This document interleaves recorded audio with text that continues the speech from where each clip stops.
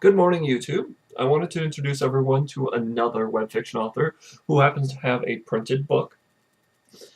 Web fiction means that it's actually available online for free for you to read. This one is Arcadia Snips and the Steamwork Consortium, and as it says on the back, being a wholly accurate historical account concerning matters of steam, skullduggery, and the irresponsible application of reckless mathematics in the 19th century.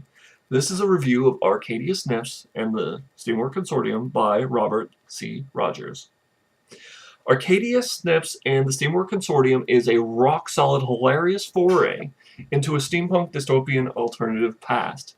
It's been getting some rave attention over at Web Fiction Guide, and there's some very good reasons why.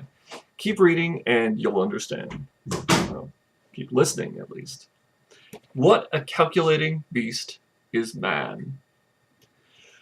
Within the strong beating brass heart of every steampunk aficionado is a vacuum-filled series of gaslit rooms, filled wall-to-wall with books. And mine already has it.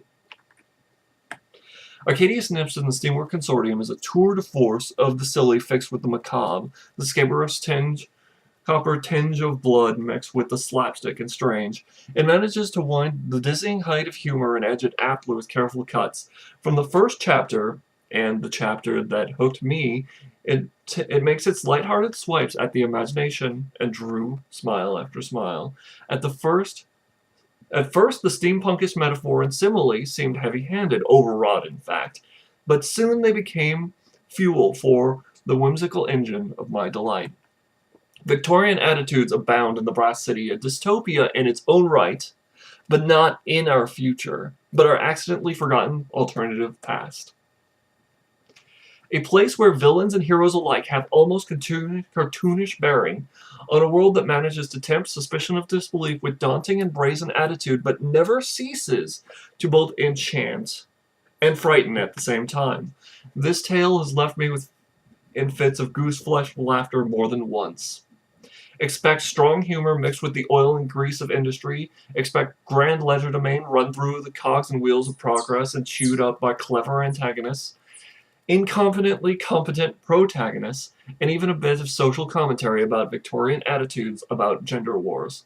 Well, I even caught an almost reference to the old television series Remington Steele, wherein a woman detective hires a male face man to pretend to be the investigator. Even people not inclined to the steampunk aesthetic will probably enjoy this story. It has a little bit of something for everyone. Little explanation is needed for much of the far-fetched mathematics and mechanics of the lunatic mind, and it's deeply buried in laugh-out-loud metaphors, allowing conspiracy, detective work, and general slapstick amazement to drive the story onwards.